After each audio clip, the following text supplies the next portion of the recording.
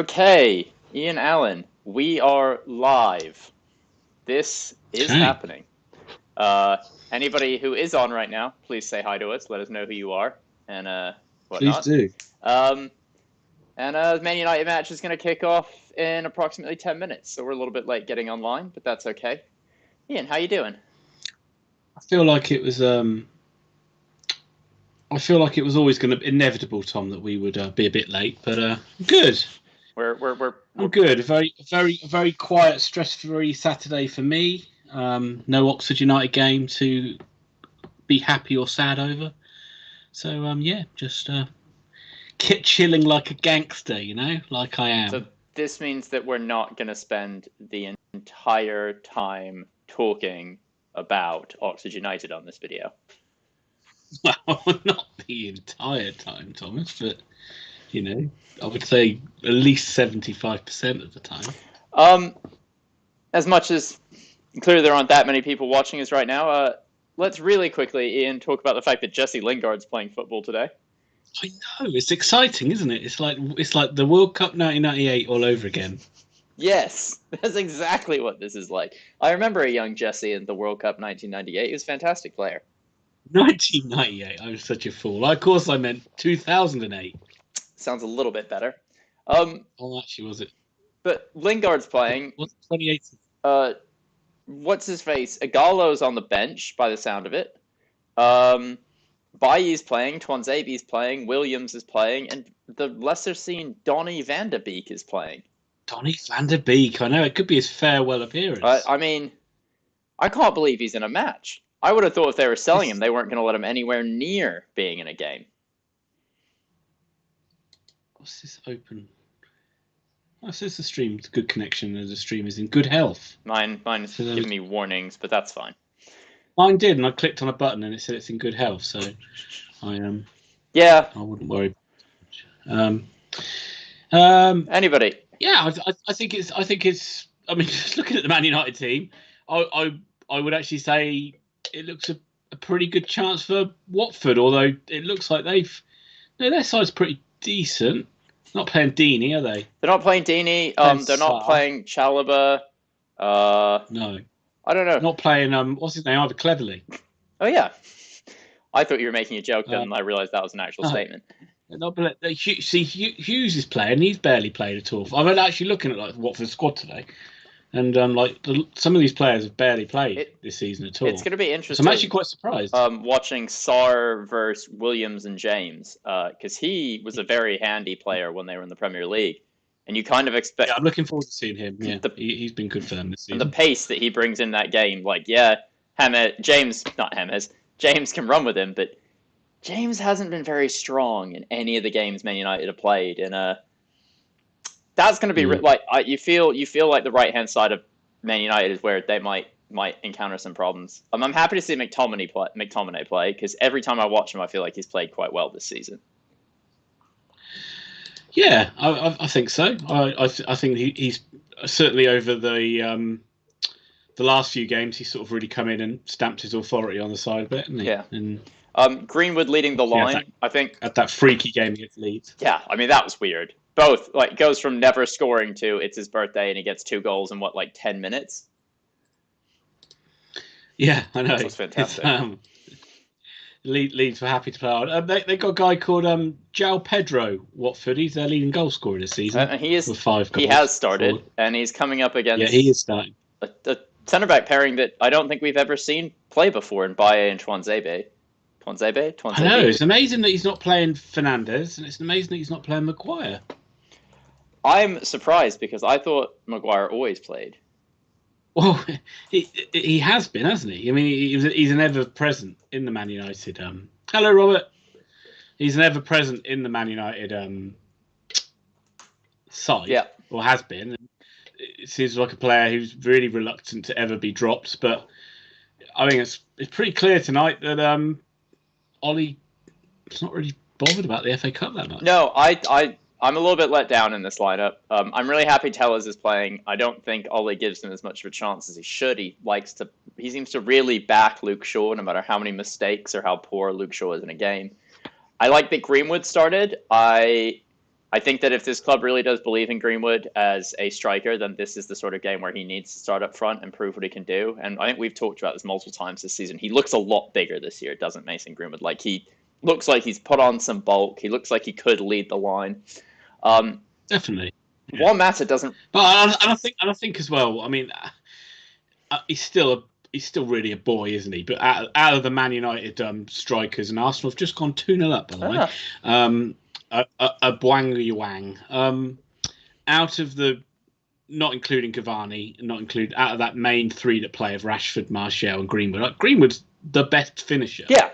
Out of the three. No, I think you're 100% correct. Good. When he gets in front of goal, you back him. It's too much. You have to run that balance of you can't just pin your hat on him and say you're the guy. It's gonna. Yeah. But what's he, 18, 19? Yeah, he's not 20, right? Like, that's what he's under 20 years old. So letting him lead the line in a big game is tough. Grandstand Bettors, wonderful to see you. I am going to need that therapy because I don't know if you've been listening to this, but Matthew, just like save this money. Like, he's going to win it all back when the Browns win the Super Bowl. Ooh. Is that a thing? It is a thing. It's like the biggest thing in hockey. Oh, hockey. Yes, I remember that sport. Field hockey. Oh, the worst. It's good to see Grandstand Bettors. I know we don't have a huge amount of viewers right now, but anybody who is watching right now, Grandstand Bettors are a fantastic tipster website. We've been working alongside them for a while now. Have a run over to their website. It should be in our description right now. They're great. They pick a lot of winners. I believe they're having a winning year in 2021. So get on it now before it ends. Now. Yeah. So Matt, good to see you. This is your advertising time. If there's any other points you'd like us to make, please put them in the chat. He loves Ian's beard. Thanks, man. Thanks. It's more grown out of laziness more than anything else. That kind of refusal to accept that life's gone on past Christmas. I thought you were just growing a beard in between every single Oxford game. I could be doing that too. I don't think you should be allowed to shave that until and if anyone here is an Oxford fan, we will be live streaming the next match. So I don't think you're allowed to shave it. Out of the people that are in here, and so far I only know that Matt and my brother, there's no Oxford fans. Ooh, a cold comment there for me and Alan. Rough.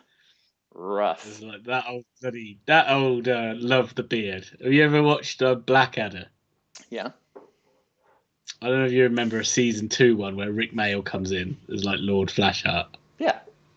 And Baldrick's dressed as a bridesmaid, and he goes, "Hello, bridesmaid, like the beard." Gives me something to hold on to. Oh, Christ. I'd forgotten about that. Oh, man. Grandstand Bettors, only because you're paying us, I'm going to let your insults fly on this chat forum, all right? All right, I can see you, but we appreciate the live chat, so fine. And just to let you know, Matt, how it works with Superchats, the overlords of YouTube will basically give us half a penny? Yes, a halfpenny. A halfpenny. Halfpenny. Everyone else, let us know who's watching. There's 6 of you now, and I'm pretty sure that's not just me and Ian's, all of our also second YouTube accounts just sitting there. Thomas, just very quickly, just let everyone know we are watching this. Hello, 2M Duke. Hello, nice to see you. We are watching this on. We're streaming it. Well, obviously, I'm on an iPad. Tom, you're watching it for your Xbox. Yeah. So if you are watching live on TV, you're probably going to be a bit ahead of us. Yep. So just remember that for the game. If anyone does see a goal and we haven't commented on it yet, maybe just hold No, off. definitely tell us. Troll the hell out of us. And if you're really feeling like you're in a good mood, super chat that someone scored so that everyone sees it before we even do. I like that idea a lot. Let's talk about Watford, Tom. Yes, let's. They play football. Let's talk about a side that loves to change their manager every loves to be like a kind of a lesser version of Chelsea. Yeah, okay. Change their manager. Literal poor man's Chelsea. Yeah, pretty much. Yes. And, doing all right in the Championship this season, aren't they? Well, I mean, maybe they're kind of in the playoffs. So I guess they sacked their manager, so they're not doing as well as they thought they would do. I mean, if they're not top of the league, I feel like they have to sack their manager right away, right? Yeah, well, it seemed like the usual Watford thing. Like Vladimir Ivic was an odd choice. We anyway. talked about it pre-season, how we didn't quite understand the situation there. Following on from baffling choices they made last season in managerial appointments, and he didn't last too long. It seemed like there was some friction between him and the players, so he didn't last. So we've got Cisco in Cisco, nice to see you. Yes, and who started with a winning start, and yeah, we don't really know too much more about him. I mean, it's. I know that in the first game he played, I think he played a 4-4-2, which instantly means you dislike him. Yeah, I mean, I hate anyone who plays a 4-4-2. It's the rules. And are you surprised in a game like this where Man United are playing a few lesser players? Are you surprised that he hasn't gone with Deeney in this one?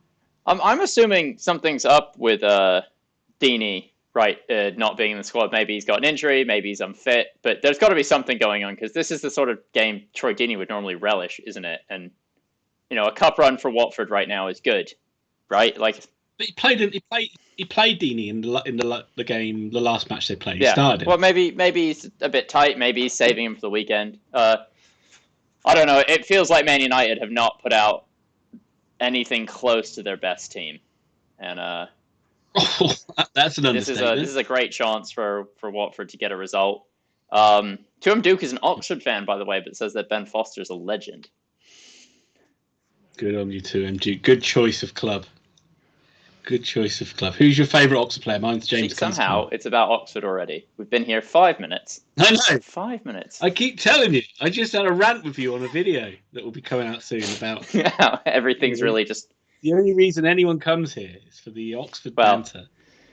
All 8 fans. This game already is annoying me. Why, when Donny van der Beek finally gets played, can they not even play him in his best position?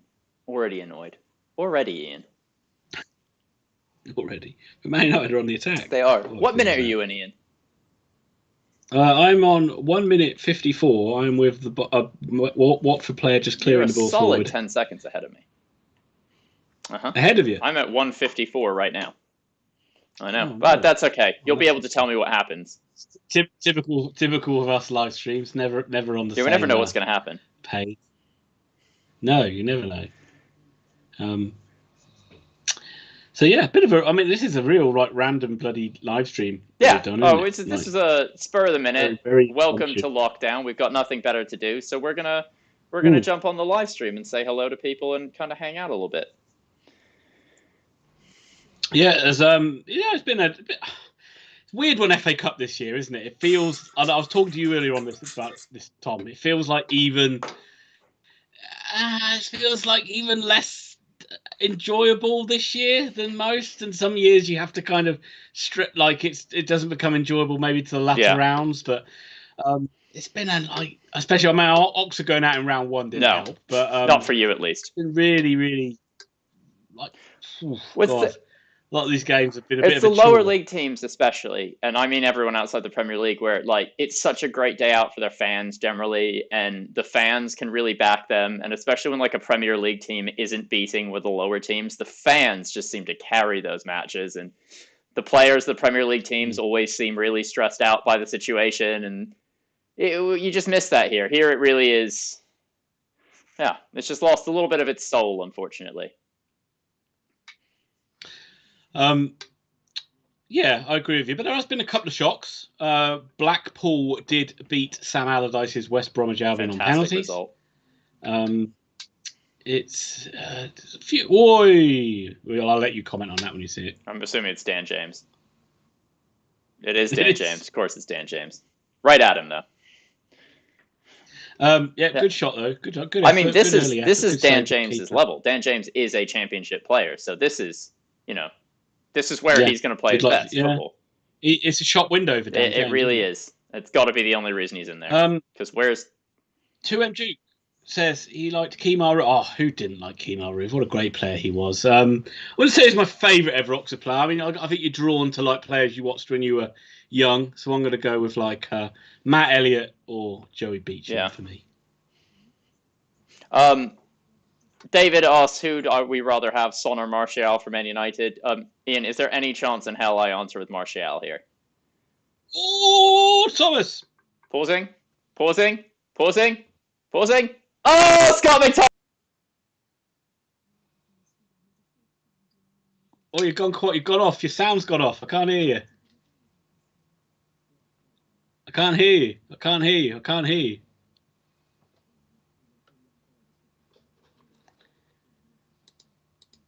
I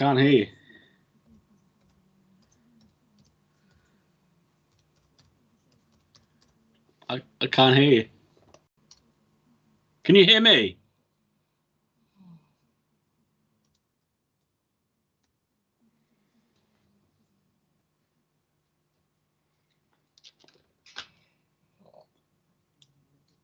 Can you say something again?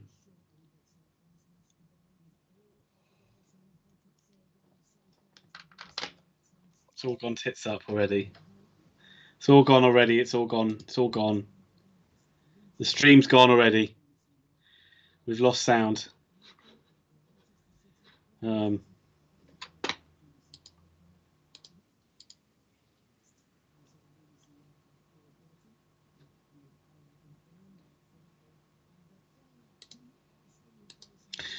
don't know who can hear me or anything like that, or whether you can hear Tom, but apologies. This is as usual, par for our course of unprofessional live streaming, and probably whoever's going to drop off. But yeah, good goal, good header by McTominay, but crappy marking for Watford really, and it just looped up into the corner. Yeah, and to answer if you can, David's question, I think that Son one Ming all day long, really. Martial gives you. Hey, can you hear me? Yeah. What the fuck just happened there? I've been entertaining, but Martial gives you like one or two good games. You know, he's inconsistent. I'm trying to say, and Son's just like deadly and lethal. He's a machine. He seems to get better every season. He's a world-class player, isn't he? Martial's not. Yeah, I think we've seen that all year, and I don't know. It's the work rate of Son, isn't it? It's the fact that he's literally up and down the pitch constantly. He's absolutely rapid. He can outrun everybody. I'm echoing. There's nothing I can do about that, unfortunately. Great. This is very frustrating. Right. Put your headphones back in. See if that works. Can you let me know now if I'm still echoing? If anybody can listen and check.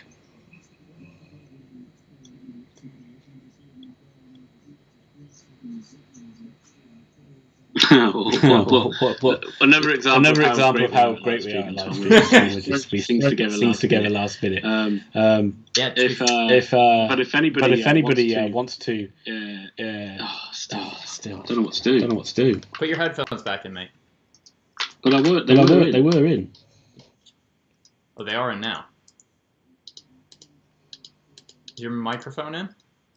No, microphone's in. This is just terrible. Hi, Michael Barringer. Hey, Michael. Shall I just drop out and come back in? We can try that. I don't know if I'll break. Let me come off the factual.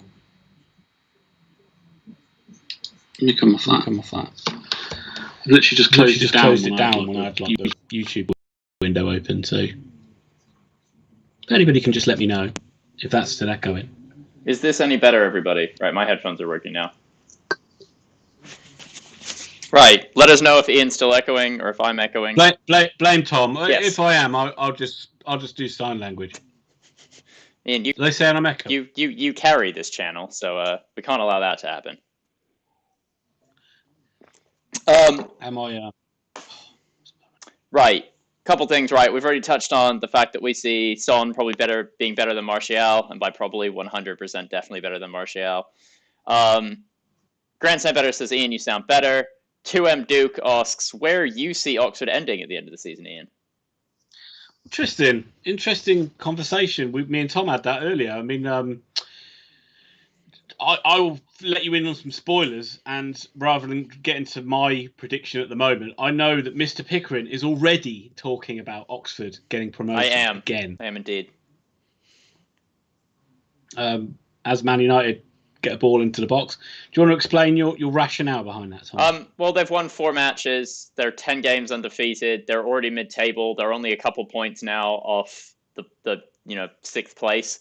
We had them preseason in 2nd. We're finally seeing them in the form we expected. Their hardest month, I think we figured out earlier, comes in March, where they do play like 3 or 4 of the top 10 teams. They're beating the lower teams, which is what they need to do to get the points on the board. And I think they've got every chance, as long as they don't lose to Peterborough, Portsmouth, Sunderland, Lincoln when they play them, that they'll be in with a shout for at least the playoffs at the bare minimum. Here you go, Watford on a rare foray forward with Sarr, I believe. Sarr as well. But it looks like it's fizzling out. I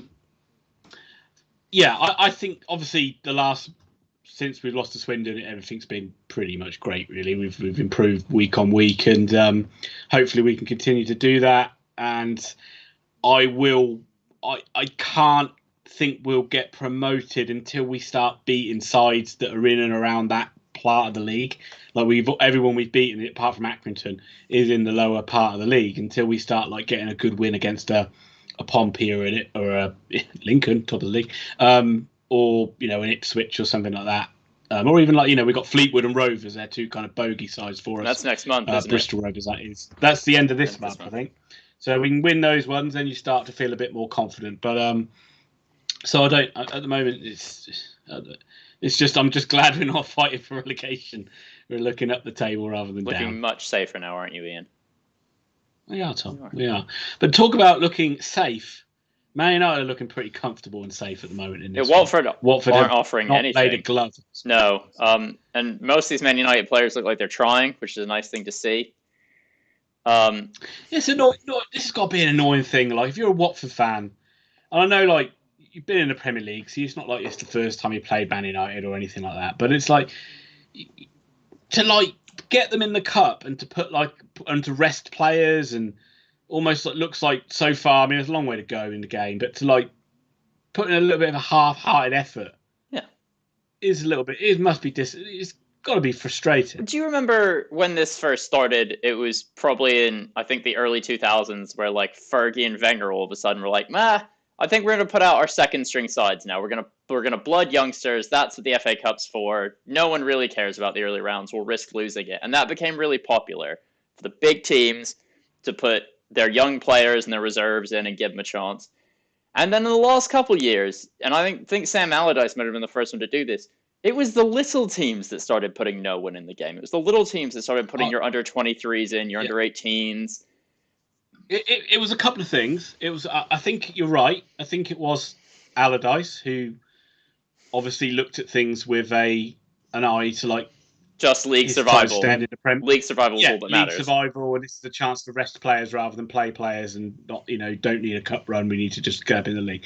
And then I think with the influx of more overseas managers who are bought in to perform in the Premier League, see the cup as obviously they know the history of the FA Cup, but they don't see it as the glory that maybe maybe it has been in the past, and so they started maybe resting players and taking the foot off the gas, and that's obviously filtered down into the Championship, and I would say it's even filtered down into League 1 and League 2 sides. Yeah, for sure. When they play in round 1 and round 2. Yeah, but it just seems less important to them, and for the Championship it makes sense if the prize money even in round 3 is worth less than 1 position place in your own league. But it's interesting that for me, since Pep Guardiola's come in, the big clubs have changed their tune. Pep came in and basically highlighted the fact that cup competitions are really important, and so silverware is important, and he plays his full team pretty much every round. And it feels like all the big teams have taken notice. Mourinho would.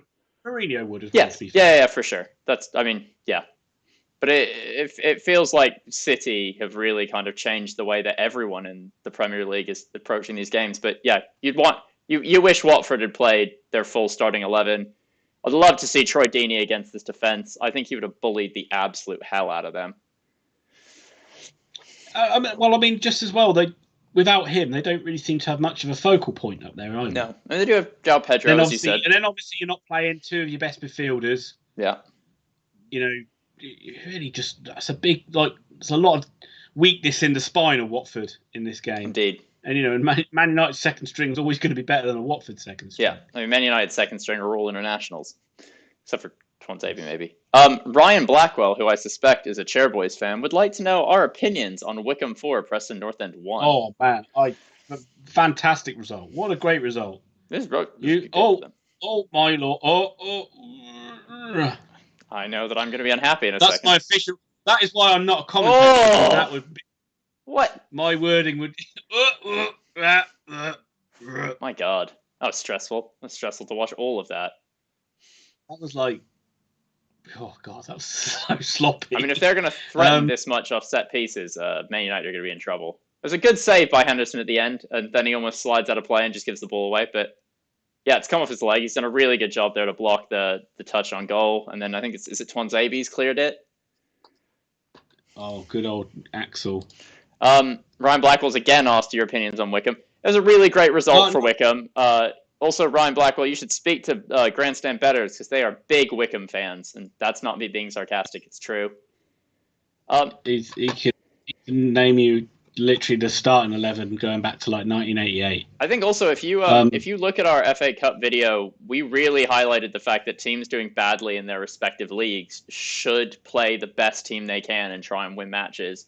And I think it's really important for Wycombe that they came out and did win this 4-1 to give their players a bit more belief to take back into the league and to remind them what it's like to score goals. Yeah, I think we said with Wycombe, it was kind of didn't really matter if they did or they didn't, but it's a cracking result against Preston. And just interesting, Jacobson got a goal, and he was awesome for Wycombe last season. And he's not really played too much, so I'd be interested to know your thoughts on him and whether he should be playing more, or whether Wycombe have kind of or whether he's a bit of a weak link in the Championship. Weak link. I thought Wycombe Wanderers was a weak link in the Championship. Don't be nasty, Thomas. Don't be nasty. I'm just joking. It's clearly Watford. 1-1 between Sunderland and Hull so far. You won't be surprised to learn. I thought you were about to say 1-1 with Man United and Watford. I was like, God, I've missed something. No. Sorry, Tom. Scare the life out of me. Get you. Scare the life out of you. Yeah.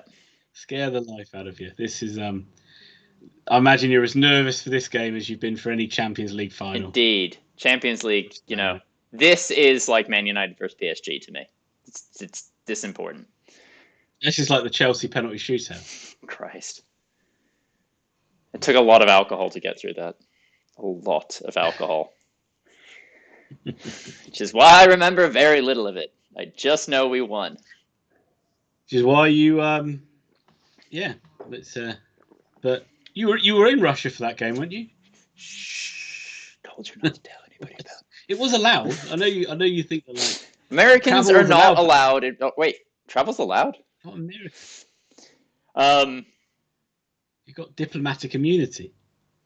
Ian, I'm finding myself annoyed in this match because Man United are look like they're genuinely trying. And I don't know why that's annoying me. I did not expect this. Why is that? Why is that annoying? Oh, I don't know. Because I'm a fan. What do you mean? What do you mean? I don't understand that. Man United fans are weird, and you're weird when it comes to Man United because there's there seems to be a refusal from you to accept that Man United are good. And two, that they are challenging for the league and challenging for trophies again. It's because it feels fake. Mainly because, we've lost all these semi-finals under Ole Gunnar Solskjaer, and we were so bad in the Champions League, and it feels like every time we come up against a big manager in a match that really matters, we fail. And so being second in the league. So far in this game, it looks like neither side wants to defend a set piece. No, I just saw that header from Bailly, and you feel like that should have been on target. Just wide open. Yeah, go on. Sorry, I cut you off there a little bit. No, it doesn't feel like we're good enough tactically to be fighting with the big boys. And you see it when we see like Pep playing against Pep teams or Spurs or Liverpool. It's the same lineup, it's the same tactics, and the tactics seem totally non-existent. It's hit the ball to Bruno Fernandes, and hopefully he can win the game. And if Bruno can't win the game, and then that noise just continues. Hit long balls to try and let Rashford run in behind his plan. Yeah, kind of was the part of the plan. It's just seeing that. Oh, thank you, Robert Allen, you hero. Very much appreciate that. What are you doing, Robert? What are you doing? Ian Allen, use your money on better things. What are you doing? What are you doing? Like, unbelievable. I don't know. It's just You're as bad as Man United fans right now. That's literally what you're doing. Yeah, here. I know I am when it comes to super fan. Oh yeah, I know. It's like literally the same thing. Why are people giving us money? We really appreciate this, by the way. Super chats. You know those people that like they're like the human statues. Yeah. That's what Robert does for a job. So it's been a hard year. But who is he as a human statue, or is he Robert Allen? I can't give that away, can I? Because he's a man. He's like he drifts from town to town, trying to put right what once went wrong, and hoping that each leap will be the leap home. Is he a wandering man or a rambling man? Well, he'll laugh at that if he was listening to that. He'll laugh at that reference. But but is it so? Just going back to the Man United thing, there. So is it like? I mean, obviously that what you say all just screams to, kind of, not obviously too happy with Ollie being in charge, or like not thinking that he's going to be anybody that can take you to titles, and obviously you've got the overall thing of the Man United board just seems to just let things coast, drift along. Yeah, it feels like they still want to operate the way they're like trying to use history as a barometer, a bit like Liverpool did when they first got knocked off their perch, where it's like, well, we've always operated this way, so we'll do this. And it feels like the overriding line on Ole Gunnar Solskjaer is give him time and he'll do it. Like, if you just give him more time. No, give him more time. No, but seriously, if we just give him more time, he'll figure this out. And I don't quite think football works that way right now. And we haven't seen him risk a huge amount. Like, in his big victories, it wasn't based on risk. It was really like a lucky couple counterattacks and backs to the wall defending, especially like the PSG game that we win on a lucky penalty at the end of it. The game where Pogba comes out and hits a second half like hat trick or whatever it was against Man City. Pretty much every match this season where Bruno Fernandes has just grabbed the game by the scruff of the neck and either scored a goal or hit a ridiculous assist. And it doesn't feel like you get when like Pep Guardiola can play without a striker and still manage to get his City side to get like 20 shots on Man United's goal, or it was a good cross in by Watford there. But you know what I mean? Like you don't see the Jurgen Klopp Gegen press, the Jurgen Klopp like, hey Mickey Leeds, good to see you. Nice to have you on the channel, buddy. Thank you for coming in and watching. Thank you. You don't. I had to turn all the chat off because it was echoing. I hope it's still not. But so I'm petrified if I go back on and look at the chat, it'll echo again. So. But yeah, you don't see these sort of like the top managers, and I've talked about this all season. It's in the Premier League prediction stuff. But you see when Ancelotti's managing a game, the ability for him to change it with substitutions. You saw it today against Rotherham, and yeah, it's Rotherham, and they should beat him anyway. But you know, the ability to identify problems, identify tactical formations that aren't working and change it. And like you see it and you feel it in the way they're playing football. Whereas at Man United, there's none of that. But in away games, Man United have generally been behind. But it doesn't feel like there's been a tactical change. And it doesn't feel like anything happens except all of a sudden they're like, right, well, we're going to have 20 minutes of play where we're good. And we have one of the best attacks in the world. Like scoring isn't Man United's... They can't control a football match, and it feels weird to think that a team could win the league when it has such poor control of games.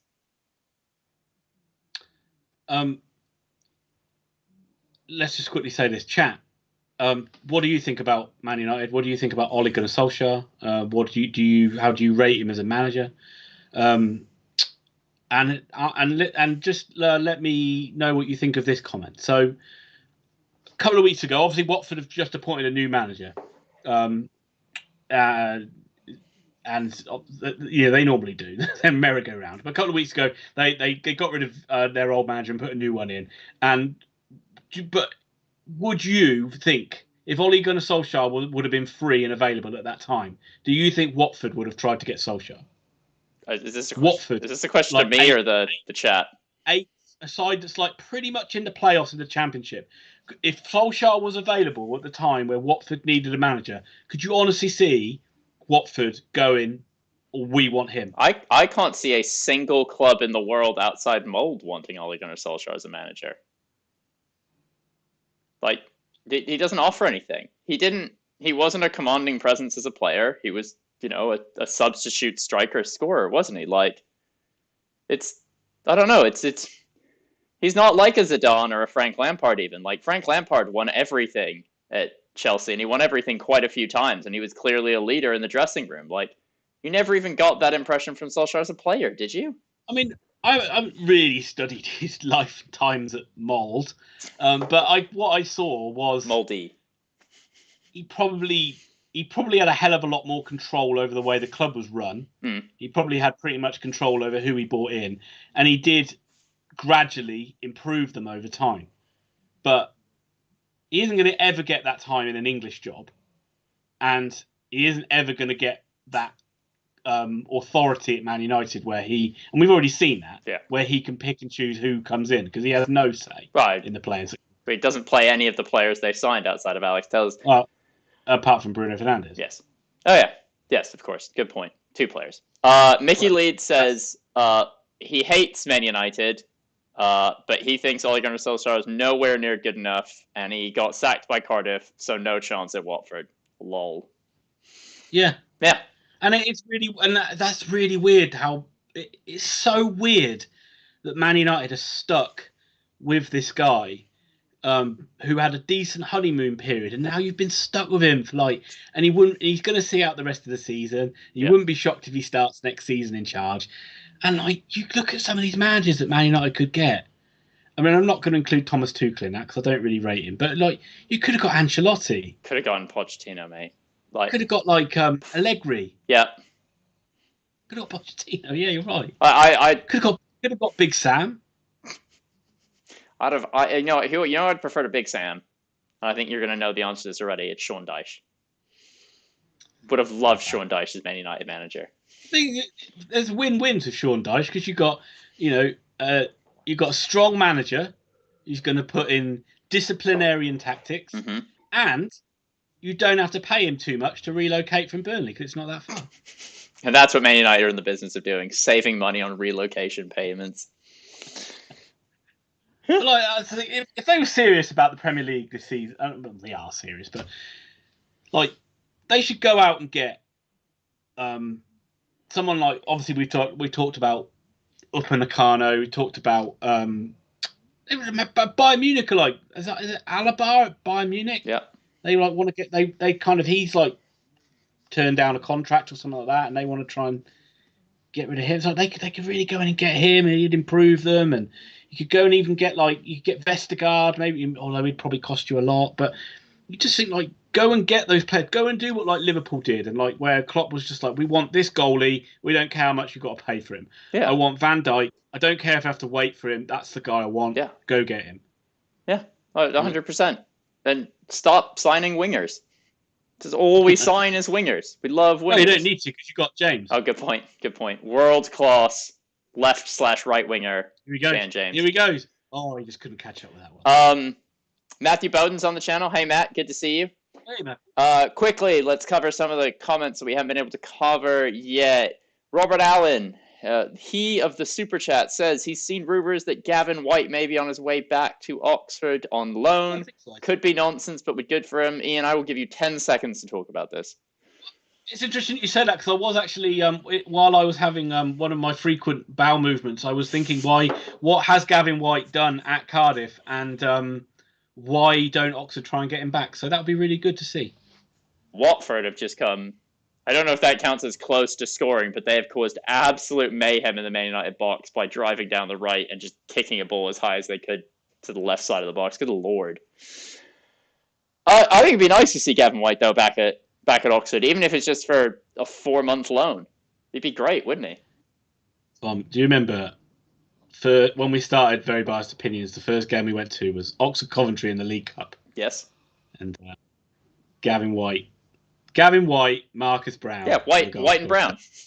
White and Brown. It led to quite a few comments from us. It was, if I remember right, it was a really good header. Yeah. Actually, no. That was Marcus Brown. He scored a good goal. Too. So I can't remember the game very well. I remember it was sunny. I remember that much. Yeah. Matt Bowden says, great player. I think anyone who watches Oxford would love to see a player like Gavin White play again. He was great player. Hands and down. One of the players as well, it's like one of these players that goes to a club like Cardiff, who he went there under Warnock, to be fair, and Warnock does play decent football in the Championship and would have used a winger like Gavin White. But now you've got like what's the name of the guy? Neil Harris, who plays very, very like rigid football with Cardiff. He isn't going to use a player like Gavin White. No, that's the thing, isn't it? And that's what's happened to a lot of these players that take the step up as well. Like League One players get signed by Championship clubs, but they're never signed to start unless they're Ivan Toney, right? Like they always seem to be signed. Marcus Brown wasn't getting a game at Middlesbrough when you had useless managers in there.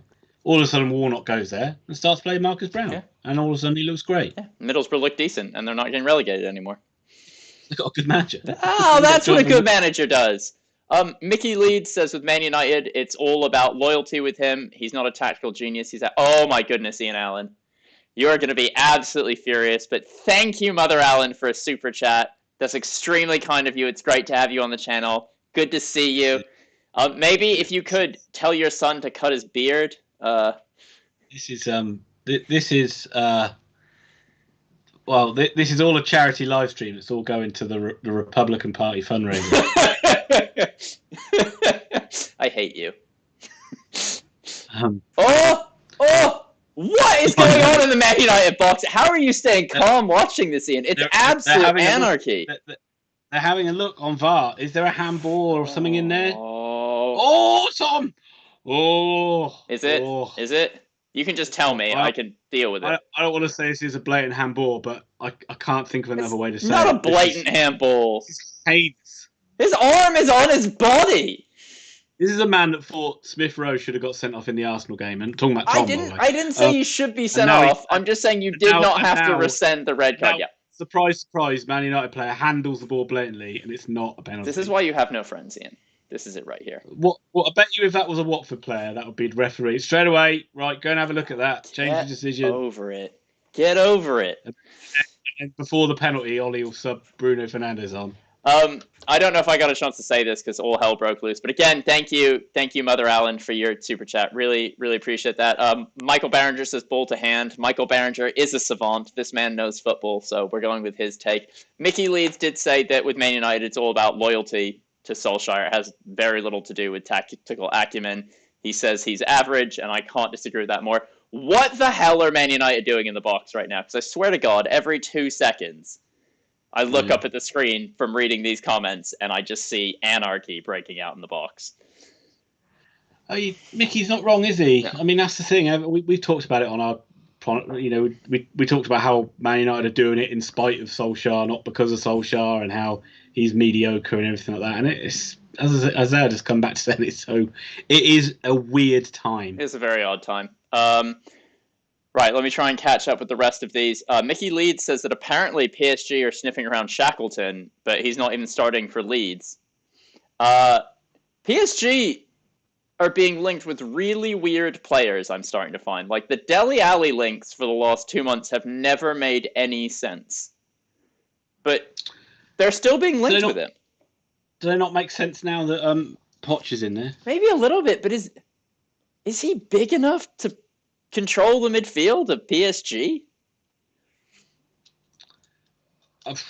Well, I mean, he's been poor, hasn't he, really, for the last few years? So no, but and we talked. He needs to go. He needs to go somewhere where he can kind of be the player that he was a few years ago. Yeah, but that players, it's not even 1 or 2 years ago. It's 3 or 4, isn't it? I mean, there's the wonder goal he hit for Spurs where he flicks it over a guy, flicks it again, and then hammers a volley in the bottom corner.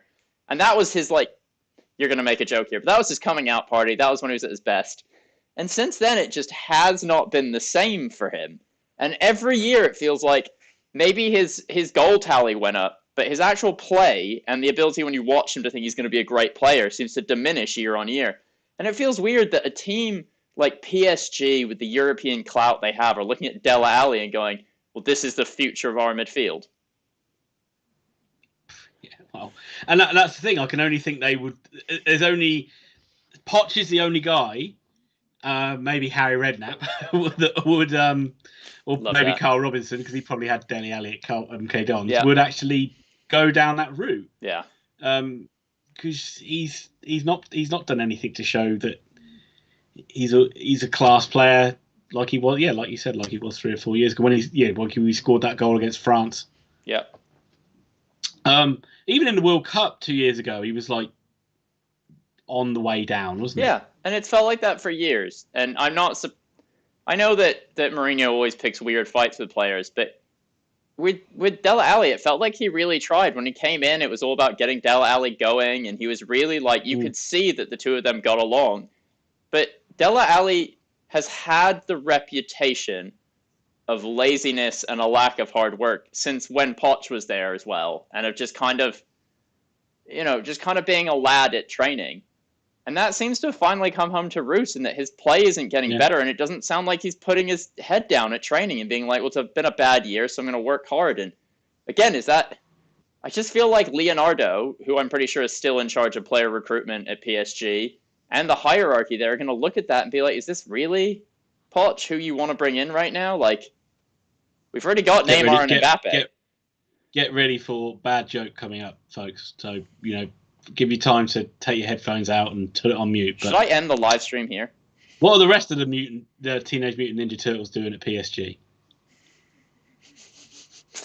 Moving on. Robert Allen, I'm not even going to say that quote out loud. Get out. Matthew Bowden says, did you see Swindon's second goal today? Hate to say it, but what a hit. Ian, have you seen it? I haven't seen it. Haven't seen it. I know they had a good win. I don't know if any of their new players played, but they did sign some players to strengthen their defence, and I know they ended up winning 3-2 at Ipswich. I haven't seen the goals yet, though. So. No, I'm. Good for them. Good for them. Good win. Great win. Ipswich all over the place, aren't they? Again, I've already said it, but Michael Barringer with fantastic football acumen talking about things. What's he saying? Well, he said ball to hand. I'm just reviewing the fact that you don't know what you're talking about when it comes to football, Ian, and this man is a savant. It's who is it? Michael Barrymore. Drew Barrymore. Oh. There's more. Grandstand bettors, 7 teams within 4 points in the English Premier League, including Everton and Southampton. We can take a flyer on Everton at 100-1 or Southampton at 200-1. Any chance either of these sides make a go at it? Before Ian answers, please, everyone in the group, do you think Everton or Southampton could win the Premier League this year? And if so, if you had to pick one, which one would it be? Ian. I think if you look at my face, you can see that I think yes, they will. That's honesty right there, folks. Pure, unadulterated honesty. I think if any team's going to do it, I honestly actually think it would be Southampton over Everton. I was on just going back to the Swindon Ipswich game. I did just go on Twitter and was following like the Ipswich feed for a bit when they were losing to Swindon, and that was a bit soul destroying. I wouldn't be surprised if the Samaritans have got a busy night ahead of themselves. It wasn't pleasant. Good. They seem to think that like Paul Lambert's going to go home and like have like a great dinner, enjoy himself. Yeah. And like like, who cares about the Ipswich Town fans? I'm getting paid. That's what they think Lambert's like. Not what I'm saying about them. Mickey at Leeds says Leeds have been linked with Draxler on a free transfer. Everyone's been linked with Draxler, haven't they? Everybody's been. Draxler's been linked to come to the Premier League for about the last 10 years. Yeah, I don't see it happening, but maybe it does. If he does come, I would see him. No offense to Leeds, who I love, and we've seen me talk about wax lyrical on a weekly basis. A solid top 6 club. Mickey also says that Liverpool are going to win the title in his opinion. Ian, what are the two clubs that we still believe will probably be top 2 at the end of the season? Well, it's pretty obvious, isn't it? We think it will be between Liverpool and Man City. Yeah. I still don't think, especially with City's win at Man United in the Carabao Cup, you can look past them at this point. They seem to have figured out their problems, and more than anything else, they're not conceding goals anymore. And maybe they won't score 4 a game anymore, but they look really strong at the back finally for the first time in a couple years. Pretty much 2-3 years since they looked this good at the back. The only thing is can they carry on playing this De Bruyne up front tactic, or are they going to have to actually try and find a striker because they don't seem to want to play Aguero? Yeah. And Liverpool can't keep, like we said, the one thing about Liverpool this season was the fact they no way will they be as consistent as they were last season, and that's proven the point. And they've had some pretty shocking results. They were pretty poor against Southampton, but the ones against Newcastle and the ones against Brighton and West Brom, where they just cannot finish them off, is baffling. I mean, I can't believe I'm going to say this, but the defensive injuries they've had and the ridiculous list of defensive injuries they've had and the problems just getting Alex Oxlade-Chamberlain, etc. back on. I know it wasn't the defense that is the reason they lost to Southampton, etc., but the whole team might just be exhausted because they already have to do, all the players have to basically help out every other position the entire time and work incredibly hard. And I don't know, they're still looking so much better than the other teams in the league. That game against Villa last night, he played a really strong side, and they won 4-1 in the end. But there was times where it looked like the narrative was going to play out from what we saw against West Brom, what we saw against Newcastle, where Villa got bodies back, Villa made last-ditch tackles, they got the bodies on the line, keeper made wonder saves, Liverpool wasted chances, and you just were like thinking, oh my God, it's just going to be... Liverpool fans must have been really nervous during that game until Wijnaldum got that second goal. Yeah. I'd have to agree. And that was never the case. Last season, even if they were they didn't lose till the Watford game, did they, really? Outside of the Atletico Madrid result, they did not lose until they played Watford, or in the Cup where they played their C or D team. Even in the odd game, I mean, they got the rub of the green more often than not last season as well, but even in the odd game where they were down and you thought, here it is, here's the blip, they found a way to draw or win. Yeah. I seem to remember Villa away early on in the season where they were losing 1-0 and everyone thought, here we go, Liverpool, bubbles burst, and they end up winning the game 2-1. 2 late goals. So true. Right, what else have we got? Grandstand Bettors, trying to be clever, says, did we think Leicester would win at 3,000 to 1? So, no. Did anybody? Leicester won what? The Premier League. What did Leicester win? Premier League. The county championship? The Chepstow 330 Welsh Grand National. Okay. Yes. Of which I picked the winner in that today. Did you really? Yeah. I got just over 3 to 1, so I won 16 quid off a £5 bet. I felt very good about myself. Yes. It makes up for all the losing betting I normally do.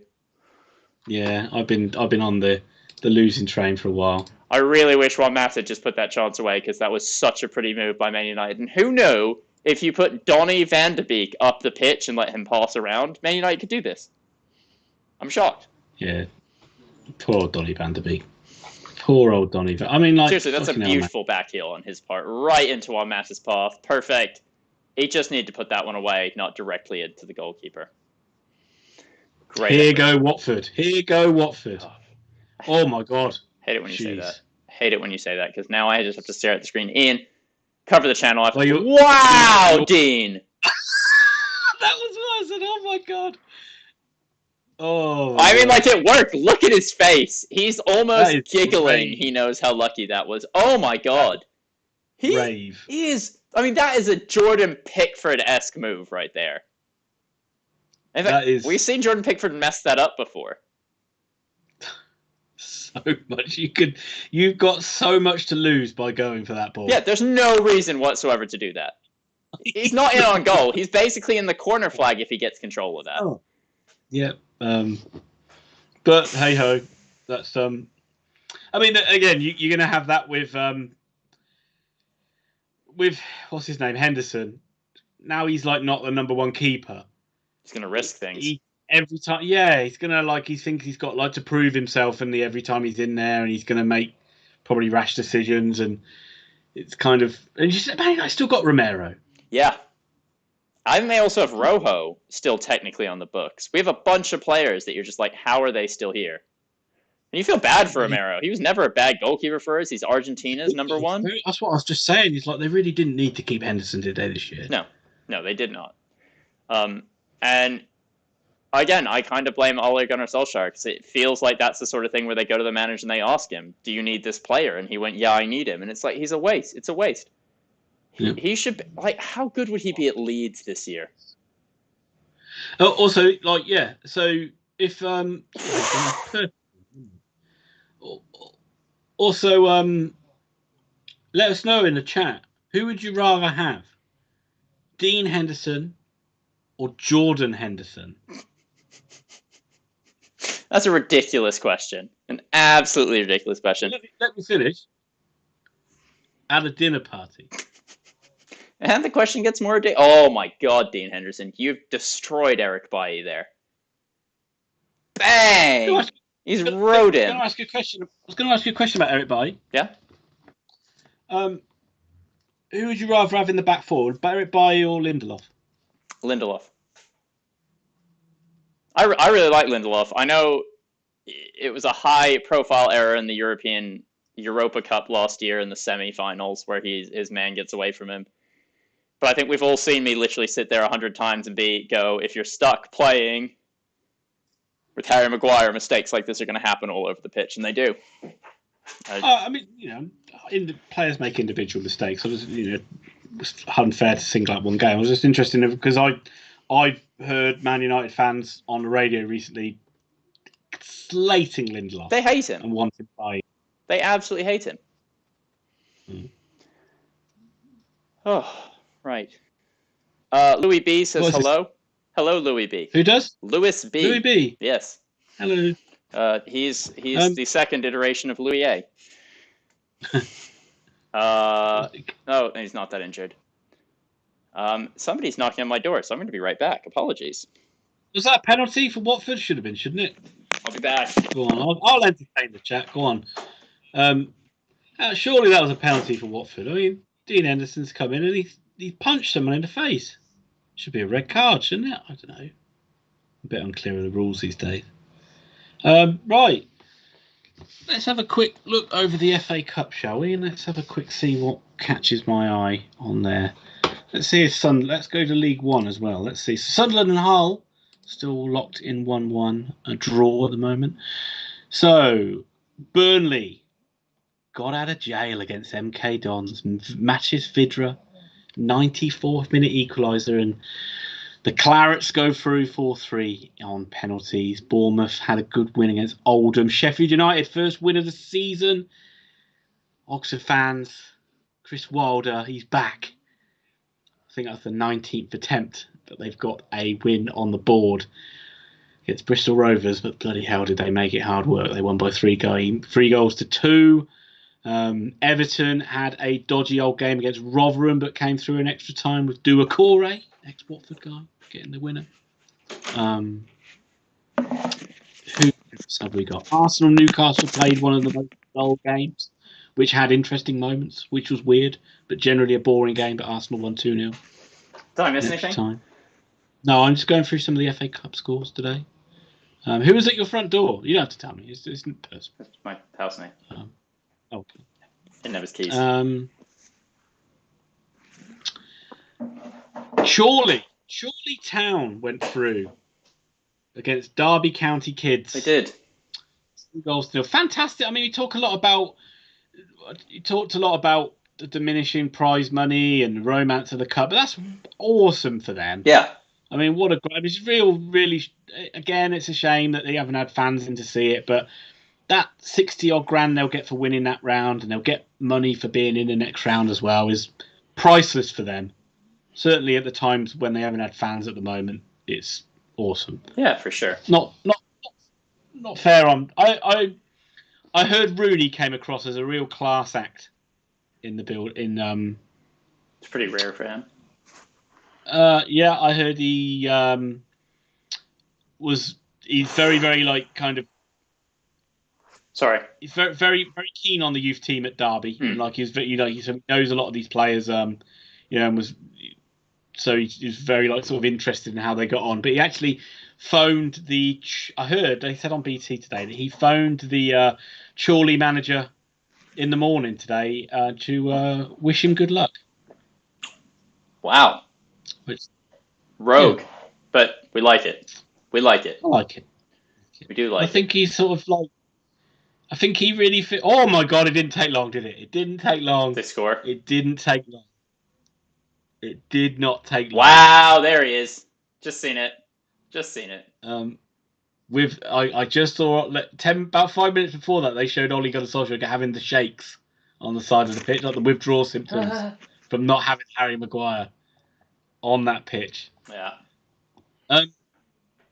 It seems like Rooney wants to really be like the long-term manager. It seems it's a real long-term project. I think he's taken a real kind of interest in working with the kids as well as working with the first team. And I think pre-season they were a favourite to go up, weren't they? Like people believed in this team. Well, it came back to the odd appointment of Koku, didn't it? Really? Yeah, it did. Yeah. That was a very weird appointment. Ian, do you need a break? Do you want 5 minutes? Should we have a quick pause? Do you want to get yourself some water, maybe a beer, a second Red Bull in, and we'll come back in, let's say, 5 or 10 minutes? Yes. Okay. Let's come back at 9 o'clock. We'll be back at 9, guys. Leave us any messages you want us to talk. Ian Allen, we have one concurrent viewer right now. Is that your wife? Hello. Be honest. Hello, Carol Baskin.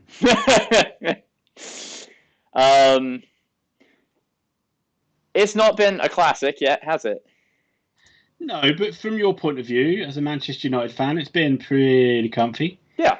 There's been a few scary moments, and Man United doing their best to make routine defensive errors, or do their best to botch routine defensive errors and situations. It's what but we do. Wouldn't say Watford have created too much from their own skill or their own kind of ability to hurt Man United. A lot of it's just been Man United trying to failing to clear the ball and making it difficult for themselves. I think pre-match, you and I talked about how we were afraid of the effect Sarr would have on this game, but in reality, he's had pretty much no effect whatsoever.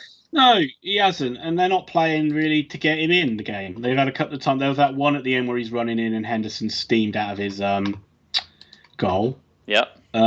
But other than that, they're not really. It doesn't really see how Watford are going to get back into this one, if you know what I mean. It does limping through the game. Based on some of the matches I watched today, though, I suspect the second half will be very different. I expect to see Watford come out and play a lot harder. And Man United have put Harry Maguire out there, so expect even more ridiculous antics at the back from Man United. It's what we do when he's playing games. It really is what we do. I guess there's the whole thing of make sure you're not out of the game.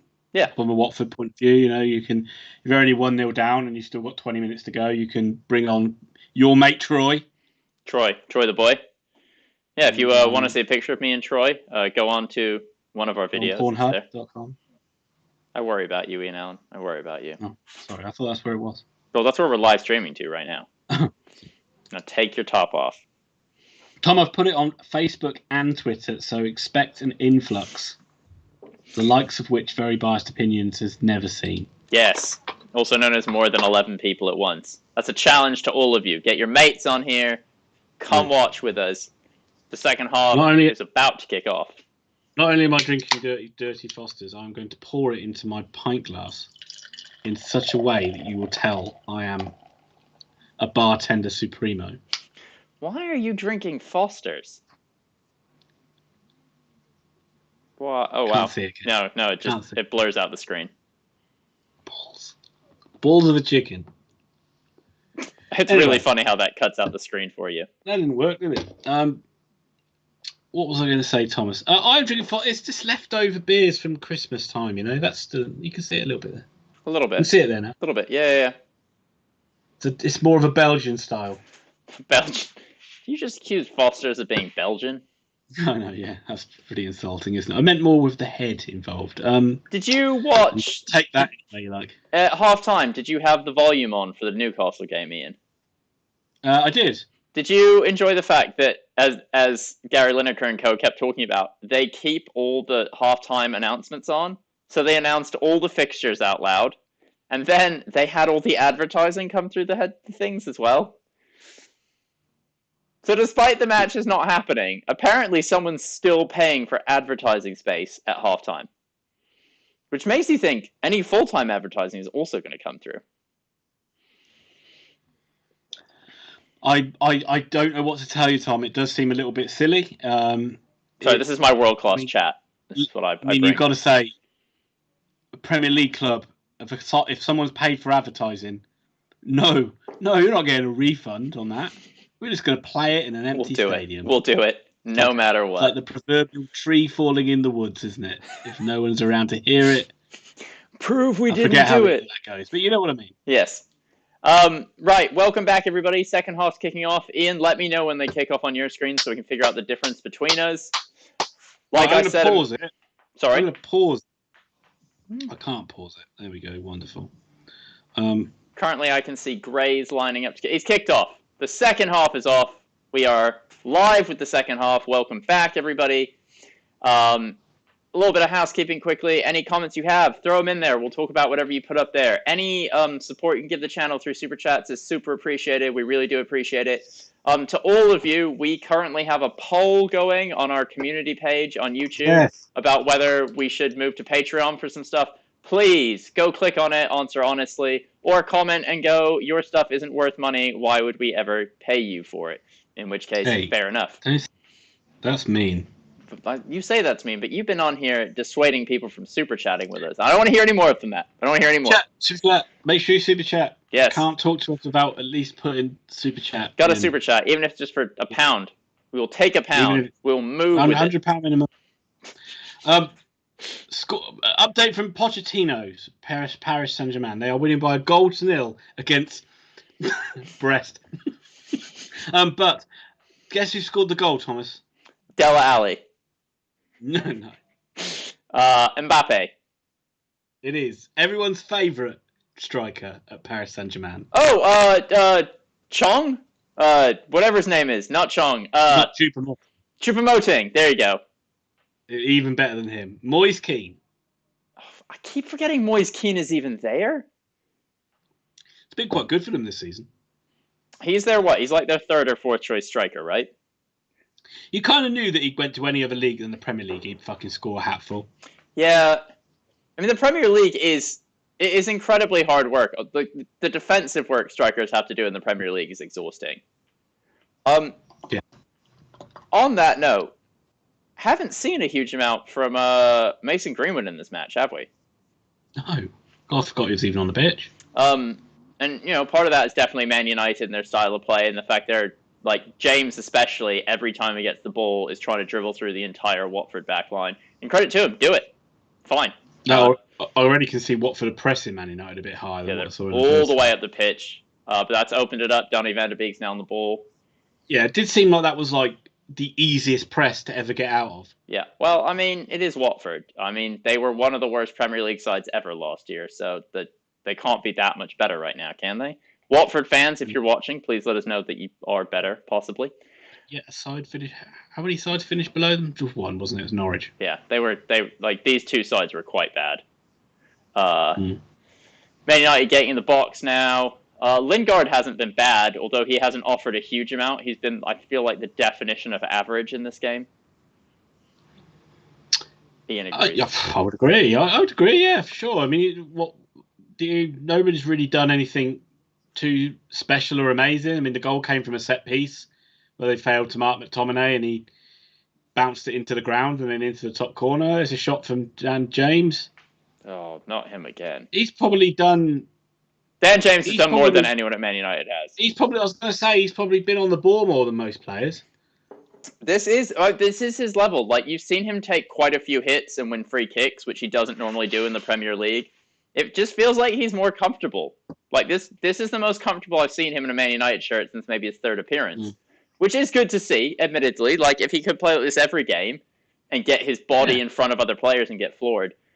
But it is worrying that his best match is currently coming against Watford, because that just screams of his level. He's not going to start, is he? He's not going to start many games, so what you want from him is to make an impact coming off the bench, and Man United player down injured. Tom will probably think that's a red card. Oh, it definitely is a red card. Red card, 6-game ban. Kick the ball out. But Van der Beek did a pretty cheeky little back heel in the first half, didn't he? He did. That was a fantastic little through ball into Mata, wasn't it? Like, absolutely fantastic. And that's what we need to see. Oh, it's Brandon Williams. I do not want to see him injured because I really like him. I think Man United have got to work really hard to get Van der Beek involved in this game, let him try and pull the strings, and then they need to get the ball to Mason Greenwood, who we're 2 minutes into the second half, and Mason Greenwood is already deeper than Lingard, he's deeper than Mata, he's deeper than Brandon Williams, he's close to Van der Beek. Like, he's clearly getting frustrated and coming really deep for the ball, which is unfortunate. What's wrong, Ian? Oh, you'll see it. Just the bad pass from McTominay, or something else happened? Just the whole move. I get, it's one of the things I get annoyed of, and I get annoyed of it at football at all levels, and it stems from the Premier League, where the over insistence of keeping the ball when you've got the ball in a wide area, when you could get across in, but they don't, and they cut back and they go out and they go across and they try and get in. And it's like, sometimes just, you've got half a yard of space, just get the ball in the fucking box. Like, Man United had the ball down on the right hand side, probably had no one in there, which is why they didn't cross it. But sometimes I just watch games, especially like lower level, it really fucks me off. It's just like, just get half a yard and put a ball in the box. Yeah. No, for sure. You don't always have to check back and try and be too clever. I mean, Ian, you're going to be surprised to hear this, but I was most impressed from all the games I've watched today, and I have been for quite a lot of the season, in Kieran Tierney for Arsenal down the left side, because all he does is drive at his man, and he gets anywhere within 10 foot of the line and either decides, right, I'm going to go all the way around this guy, or I'm just going to put the ball in the box. I'll just whip it in. Like, 9 times out of 10, someone's going to be there. And maybe it leads to nothing. Did you see Martinelli had a bad knee injury again? Yeah. I mean, that's really unfortunate. He's such a good player. Honestly, he's such a good player, and it's so unfortunate to see him with that injury. And I know it's only early in his career, but it's not feeling right now like he's going to get very far in the next couple of years. And it's probably the most Arsenal thing on earth, to have a really talented young player that cannot stay fit. Like, yeah. And you try and rush him back a little bit. And has he played him too much? Possibly. He's played every game since he was, end quote, fit enough to come back. That's the classic Arsenal thing. He was, like, borderline fit to come back. Yeah. Michael Barringer is also screaming at McTominay. I think we all are a little bit after that ridiculous pass. Also, like, who was... I know I talk a lot about him, but Smith Rowe for Arsenal, again, like what you said about Tierney, it's people that just want to run with the ball and break the lines. Yeah. Rather than players that just want to play walking football and try and, like, pass the ball, easy, safe passing. Like, that's where Arsenal looked a hell of a lot better when he came on. Oh yeah, for sure. And that's probably the one thing I've liked about James a little bit in this game, is he's actually tried to run at people and put Watford on the back foot. Well, I mean, this is the James we saw in the first couple of games for Man United when he first signed, where he was like driving over and over and over again at the back line, and he scored a goal or two, and he looked really good. And since then, he's just been foot off the gas. Every time you want him to drive inside, he drives outside. Every time you want him to drive outside, he drives inside. Like, but this game, who's the coach at Man United? The coach. It's Phil Neville. No, it's not. Which one? Who's the coaching staff at Man United? Darren Fletcher, Michael Carrick, random bloke that looks like a young version of Phil Neville. That's it, as far as I know. Darren Fletcher just stepped up to start managing the team. I think he was under 18s manager or something. But they've just wondering who's actually teaching James. I mean, what's he learning? They have a lot of ex-center midfielders coaching at the club now. I don't know. I don't know who they've got working with him, but you do feel at the very front with like the Rashford, Martial, Lingard, James, maybe they could use a little bit more. Lingard, you've just thrown him on the ground, mate. Like, you've just literally thrown him on the ground, and now you're stood on the ball. Just come on. Move along. Let's go. It's Watford. He's offered. Oh, jeez. Sorry. I hate it when this happens. He just stood on the ball trying to make the point that, like, I'm Jesse Lingard. I don't know if you know me, but I've been a Coca-Cola advert, so I'm a pretty big deal around here. Hey, they still talk about his goal against Panama. Do you remember when Panama were in a World Cup, Ian? Don't be silly. Lived every minute of it. I'm going to throw out a name, a blast from the past from that World Cup for Panama. See if you can remember. Roman Torres.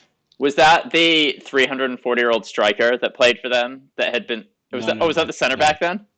No, that was the centre back, the poster boy who scored the winning goal. Yeah, who played in the MLS, and I don't even think started for his team, quite possibly. But he didn't. You're right. But he was like world class. World class player. I remember him committing foul. They actually foul. said he was more popular. I actually said he was more recognizable than the president of Panama. It's incredible. Have you ever been to Panama? And you used to work in cruise ships. Yes, I have actually. Yeah, nice been place. Through the Panama Canal. Well, I can't say I really got to see it that much. I mean, we went through the Panama Canal, so we had a few hours in Panama. It was all right. I mean, it was fine. And can't really. Let's say you really need sort of time. Those sort of places like Costa Rica and Panama, you really need sort of time to explore them. Yeah, I didn't really get time. So, favorite place you visited on a cruise ship? Panama Canal was awesome. Really, I mean, yeah. I mean, if you're into canals, if you're into sort of but the engineering and the physics of it, then it's really impressive how they're able to kind of create this waterway for fuck off massive ships to get through. Yeah. Also, if any of you are wondering, without having to go all the way down the bottom of South America to go all the way back up. But that's how little is happening in this Man United game. We're talking about the Panama Canal instead of the match itself. I know. Mason Greenwood finally got himself in the ball a little bit, but then seemed to trip over himself, not go around the man like he thought he would. He looks frustrated in this game, Ian. Looks extremely frustrated. Thomas, my favourite place, though, was where you grew up, Little Rock, Arkansas. Ian, and now I'm not great at geography, but I don't think you can get there on a cruise ship. Well, I didn't say I went there on a cruise ship. I mean, I apologize. That was the way the conversation was going, so I got this one wrong. Me and some friends renovated an old car called the General Lee. You renovated an old car called the General Lee? That's what we call it. Rode it around, Confederate flag on the front. Well, you've been to where the Goonies was filmed, though, haven't you? I have. Oh my God, this is going off the rails. Right, yes, I have been to where the Goonies has been filmed. That was in Astoria in Oregon. But this game is Man United versus Watford. It is. Watford are making a sub. They need to do something because other than a set piece, I can't see them scoring a goal in this game. No, but I could definitely see them scoring off a set piece, just out of nowhere as well. Oh, you have an old man pint glass. I just saw a bit of it there. Nice. Nice. Is that Sarr coming off? He's offered literally nothing in this game. I expected to see a lot more out of him in this game, but we've seen nothing thus far. I was excited as well. I really liked him in the Premier League last year. Yeah, but he was like that in the Premier League, wasn't he? It was cold. It was in and out, wasn't it? You never knew which version of him you were going to get. Everyone was the game. He was brilliant against Liverpool, but I was about to say he was linked with Liverpool after that, wasn't he? Yeah, I wonder how strongly he was really linked with Liverpool. Oh, I mean, they probably saw the next couple of games and thought, no, we don't need him. It's like that thing with Julian Draxler being linked to every club in England. Eventually, he'll sign for one of them. Currently being linked with Norwich. No, he ain't gonna. Norwich are gonna win the league, and they're gonna have Pookie up front again next season. Yeah, and he'll get 8 goals to start the year, and then nothing. Yeah. Right. So the one thing that Watford's high press seems to be doing to Man United is creating a giant hole between the midfield and the strikers, where like they play their way out of it, but then there's just this like 30-foot hole between Man United's forward line and the players who played their way out of this press. And that was a pointless ball, but somehow Williams has gotten it back. Brandon Williams has done well there. You'll see it. Yeah. But, he's won a corner. But, yeah. And again, it's Man United player gets to the edge of the box, has to play a ball back. Yeah. Move, slows down, forced to play a hopeful ball out wide. And they'll probably score from this, won't they? Maguire will probably fucking get his slab of granite on it. Stop trying to make Harry Maguire a good football. He doesn't need your help. He's not good. He's bad. He's quite good. He's quite good in the air. He is quite good in the air. In fact, this is his greatest strength. I wouldn't mind having him in the air from corners and free kicks. He's currently wrestling with Watford. It's coming. Greenwood. Oh, not a huge amount. Really want to see Greenwood get played in, but Watford are playing a really deep line to this game. People do like to overcomplicate corners, don't they? I think you saw it worst at Arsenal. Did you see the amount of short corners they took? I saw them. And I saw one where they all crowded the goalie. And it was like, what was the point? They didn't even play it there. The commentator's like, they're going to play it right in there. There's tons of players. Oh, no, yeah. Then they overhit it. Yeah, massively. And just they do it. And sometimes, and I get it, you need to mix it. You do need to mix it up a bit. Of course. That can become predictable if you do the same thing. But they played a lot of short corners in that game. And they kept playing them in a row. Like, they play a short corner, it wouldn't work. They get another corner. And they do the same thing again. And you're like, well, it didn't work last time, so change. Yeah. I've always felt the quality from dead ball positions, generally in football, considering they're professional football players and this is what they do for a living, is quite poor. Well, like they should be able to put it wherever they want. I hate to say it, I really like the way. Classic. I really like the way that Guardiola plays short corners, but he plays short corners to just reset play completely. Like, he's always had quite short teams. He does not trust them to win the header. So they play a short corner, but then they literally work it 30 meters back, and they try and get everyone. They either can see the opportunity and they'll whip it in quickly, or they'll be like, well, we just want to possess the ball and work it back in, and everyone will kind of like slowly get back into position. But it's a game plan, right? Like, it's an obvious choice they're making, and as much as I'd rather see them hit the ball in the box, it's a game plan where short corners are just... When is the last time a short corner worked? Yeah, short corners are one thing, but the amount of corners and free kicks that hit the first man is shockingly bad. Yeah. And that you see it in the Premier League, you see it all the way through football, and you just think like, I know they're humans and all that stuff, not robots, but just should be able to put it. You should be able to deliver consistently. Well, I always think, especially on a cross, like a free kick is tough, right? Like, you've got a goal that's 20 foot wide, 10 foot tall, and you have to put it in an exact place. That's tough. But like on a corner, it's an approximate area, isn't it? You're not aiming at this tiny, tiny thing where there's only one place it can land. Like, you've got it's a whole box. And it's the same every time. You can literally practice it over and over and over and over and over. Yeah. You should know how hard you have to hit that ball just to get it past the first man. Penalty spot. Yeah. Scott McTominay. But what do I know, Thomas? What do I know? My expertise lie with Lincolnshire County Council. That is true. Robert Allen says the match is petering out, and it is. Oh, is there a match? Oh, I even forgot there was a match on. I've been watching the Masked Singer. Oh, I thought you were watching Wolf of Wall Street. Yeah, Robert Allen, it's hard to argue with your point. If you're a Man United fan, you're probably happy with this petering out to a certain extent. You're probably thinking, oh, this is good. We're not going to lose anymore. But lose anymore? Just one game in like the last 10. Like, Ian, you're an Oxford fan. Surely you know that before every game, one assumes one's going to lose, and then if they win, you're happy, right? That's how football works, right? Right?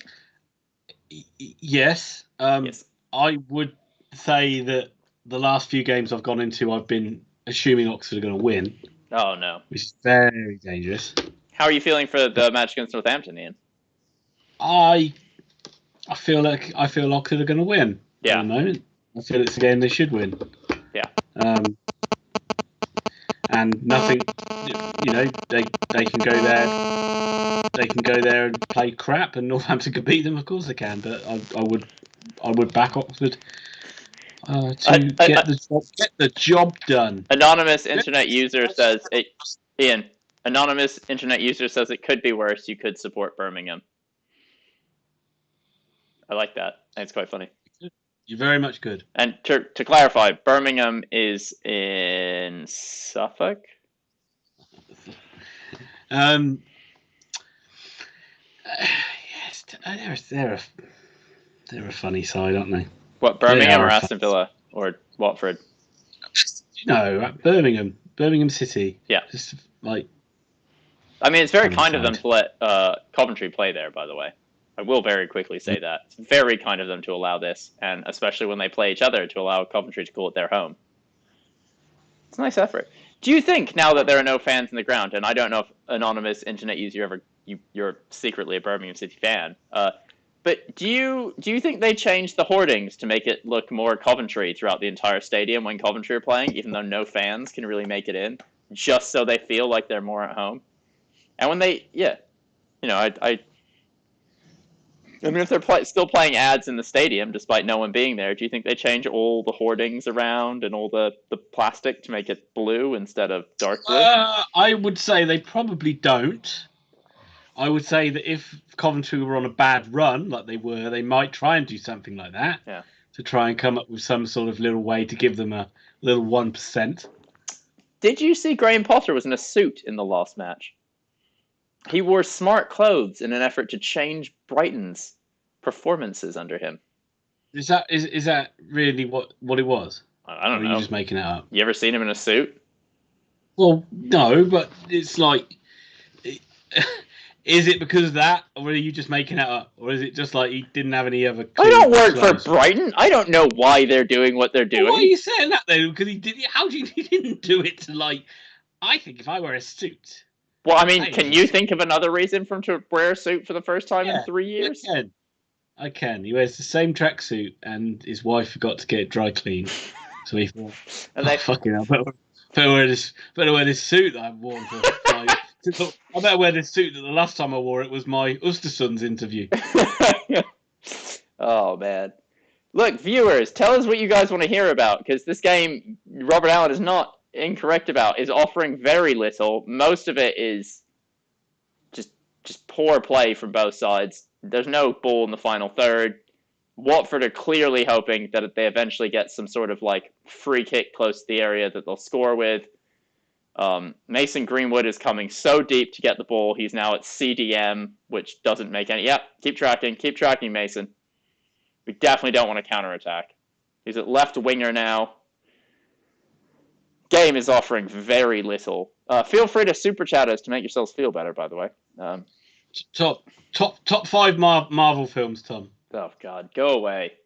A lot of The Boys, episode 1. The Boys, season 2, episode 1. Fantastic Four, Rise of Silver Surfer. No one likes those. No one likes Blade those. 3. Punisher Warzone. Continue. And, I'll just have a drink while you talk. I think of a 5th. Amazing Spider-Man 2. Oh, no, it wasn't a Marvel. I know Michael Barringer's watching this, so I'm just going to tell you this right now. Michael, don't send me text messages to go and read something online when I'm in the middle of talking to a screen and watching a match, because that will completely... Do it, Tom. You can do it. You got the time. This game is nothing. I thought Rashford and Martial are coming on.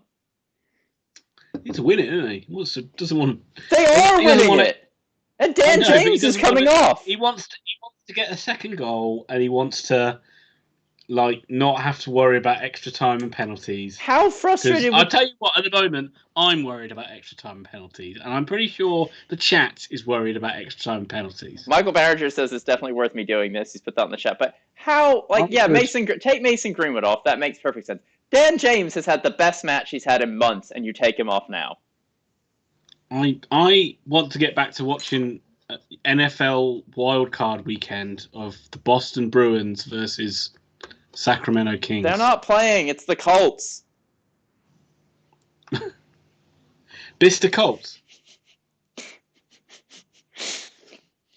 Okay. So Tennessee Titans versus Bicester Colts. So Michael Barringer on our chat has just messaged me and sent me a link to the Guinness Book of World Records. The record is for the fastest time to clear a game of Hungry Hippos individually. It was set by Axel Twenzaby, 17th of July 2018, in 17.37 seconds in the USA and Los Angeles during Man United's preseason tour. I got to say, I am impressed by that. I absolutely love that. Clearly, I think that is going to be a staple. Very biased opinions. I mean, comment. The only problem with that is that's already the high point of this entire stream, which is unfortunate. Yeah. But you wait till I bring that up every single week of Premier League predictions. Anonymous user has left what I'm going to say out loud and regret immensely out loud. He says, do you want to hear an intellectual joke? How many Freudian psychologists does it take to change a light bulb?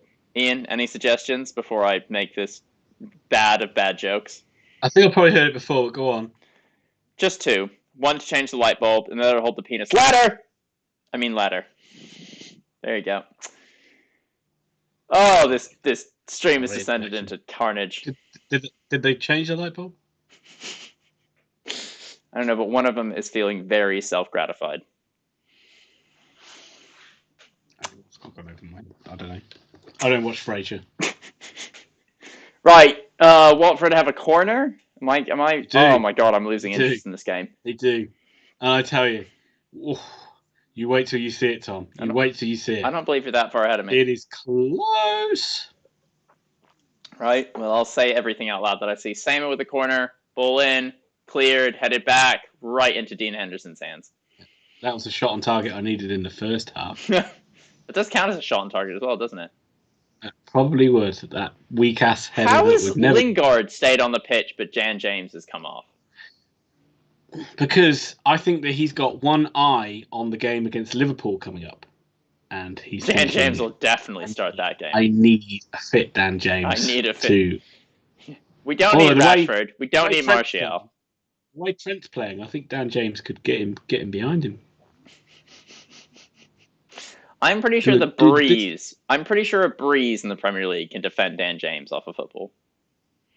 Trent's all over the place this season. Is he? He had one bad game. Oh, good point. Good point. It is important to remember that one bad game in the Premier League is equal to a terrible He hasn't been season. as good as he was last season, and a lot of that comes down to Virgil van Dijk not being there, which is who is the best centre-back in the world and organises that whole back line. Even Alisson doesn't look as good this season. No, but also they had a historic year last year. They were on pace for 100 points until the final 6 games. They were historically good. They were never going to have the same year this year.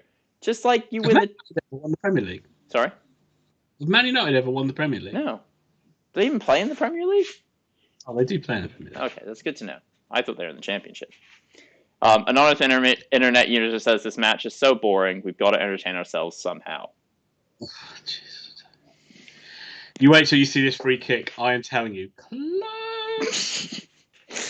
Ian, has anyone ever told you you're completely full of shit? This is a terrible game of football. Has either side offered anything in the second half? No, it has been drab. Michael Barringer actually sent me quite a funny text over Christmas where somebody had written out a description of every football manager's Christmas and how it was managed. And Pep Guardiola's, and I am paraphrasing here, had something along the lines of, what should have been a simple dinner that everyone knows the ingredients to, was changed constantly. So that everyone was convinced that what they were eating was good, but not quite what they'd expected, and not quite as good as they'd hoped it would be. It was quite good. Jurgen Klopp's, everything was on time and everybody worked incredibly hard. And at the end of the night, everyone felt they'd achieved something and they'd won Christmas. That's good. What was Ole Gunnar Solskjaer's? Can't remember. Something along the lines of he looked nervous and just kept saying, "This is how Christmas is supposed to be done." He fucked the Christmas dinner up and then ended up giving everyone a hand job to make up for it. Is that how bad the game's gotten? That you've resorted Well, to? that's like Ollie. He's like that. He has to please. He's not good. He's not good at football managing, so he has to make up for it another way. Or cooking Christmas dinner, so he has to make up. Or cooking Christmas dinner. Ollie, what are your two biggest flaws? Well, I'm a bad football manager, and I can't cook Christmas dinner. I've never been that good at making Christmas dinner, but that pales in comparison to my football manager. Oh man. Maybe Ole Gunnar Solskjaer actually has the job because he's really good at literal football manager, and that he just keeps playing it, being like, yeah, but look at what my Man Utd. Sorry? I thought you were going to say hand jobs then. Ian, do I have to ban you for 5 minutes from the channel? Why? Honestly, you're going to see in a second, Tom. Watford just had a header. Close! Oh my god, it's terrible! It's so bad! Seriously, people, can you tell us how bad this game is? Because we're, like, this is awful. I mean, what is... That's like 6 foot to the right of the post. He's not flicked it on. He's not hit the target. He used to play in the Premier League. I want to see how Sunderland are getting on. All right, you talk to me about Sunderland. I'm actually going to pop to the loo. I'll be back. I'm interested. That's how boring this game has gotten. It is. You might be shocked to hear that they're still tied at 1 with Hull City in their favourite ever scoreline. Let me read you some other exciting League One scores. Lincoln City won. Peterborough United won. I watched that game. It was actually pretty good. Gillingham 0. Jimmy Ford, Hasselback's Burton Albion 1. Great result. Crewe Alexandra were 3-0 up. Drew 3-3 with Rochdale. Get in the Dale.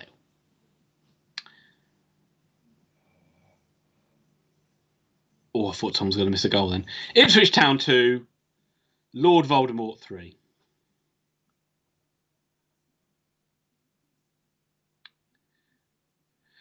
Yep.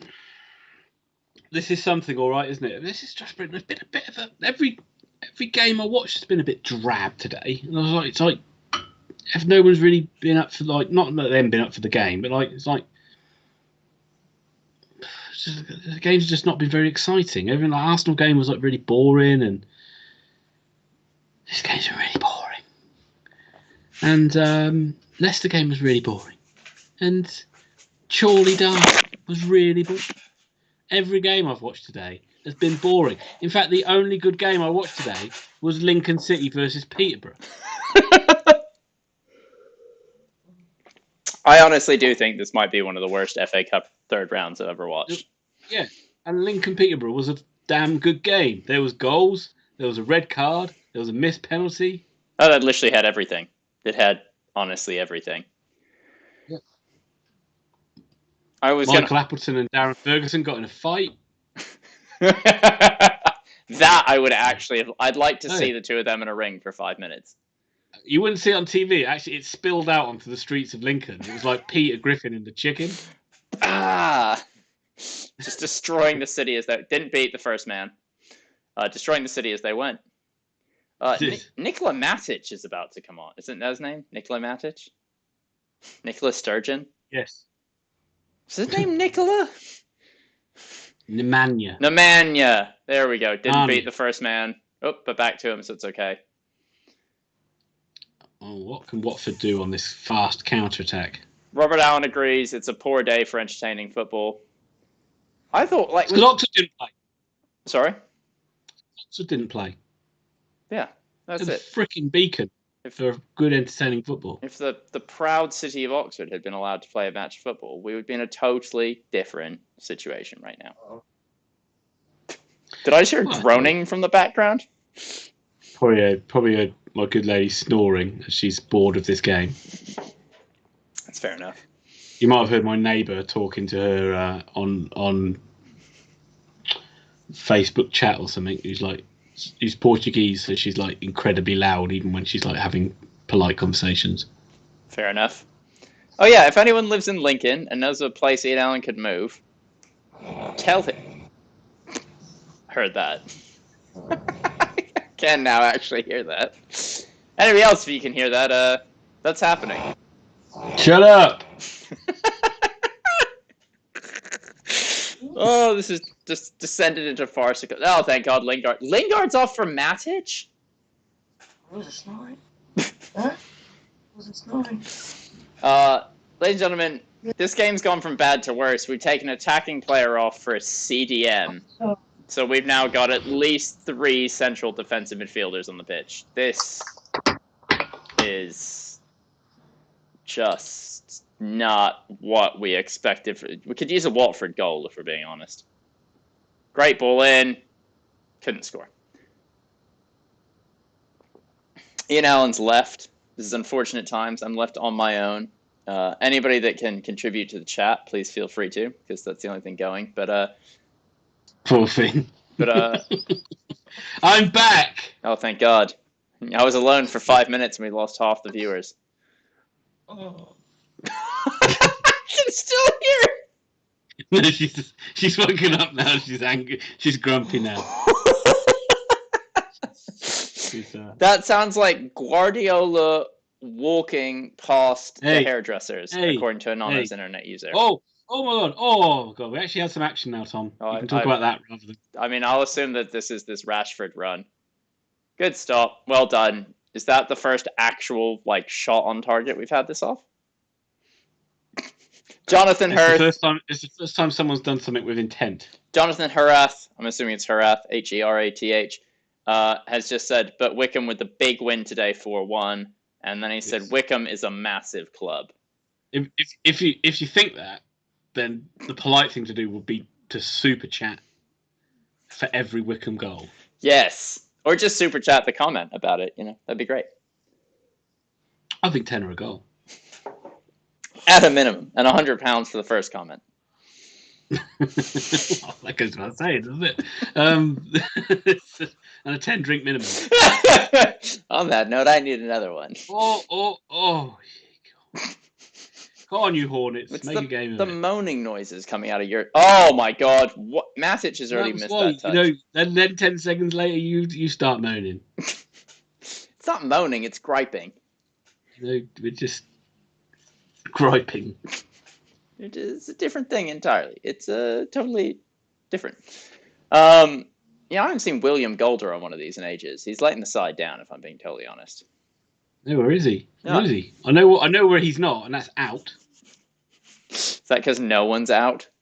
No one's out. I may go out after this. I tell you what. I actually walked to the co-op, which is and a police van drove past, and it all went through my mind. Are they going to come back and ask me why I'm walking on the street? Excuse me, sir. Are you allowed to be on the road here? I was getting my excuse ready in my head. I need bread and milk. And beer. Do you get the feeling that Marcus Rashford thinks he's supremely better than these defenders and really does think he can just dribble through all of them every time he gets the ball? Really? Jonathan Harass said he'd be broke after one match if he did that. I don't think that Wickham score that many goals, mate, but I mean, let's go with it. Let's go with it. We'll give you it for today. It was a big win for you guys, 4-1. You're in the 4th round of the FA Cup. Well, let me throw it open to Jonathan to say, who do you want in round 4? I hear he wants Watford. If you could play anyone in round 4, who would you like to play? Watford. Maybe, might be. It's it might not be Watford, Thomas. Manchester United might pull this one out of the bag.